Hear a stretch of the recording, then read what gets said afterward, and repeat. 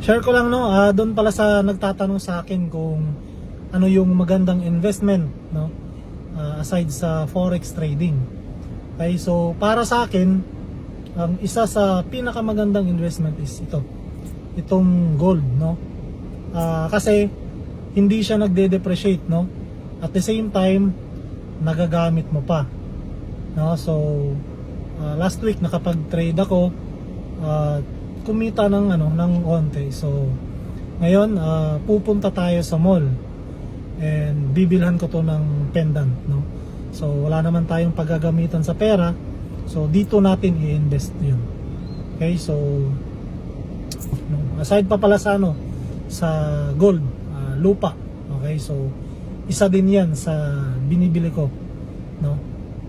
So kasi yun nga, hindi nagde-depreciate yung value, and habang tumatagal tumataas yung value niya. So kayo, kung meron kayong extra na pera, mas maganda kung doon nyo ilalagay yung pera nyo no? Kesa doon sa alam nyo na yun. So yun, abangan nyo na lang yung video ko. So yun, see you.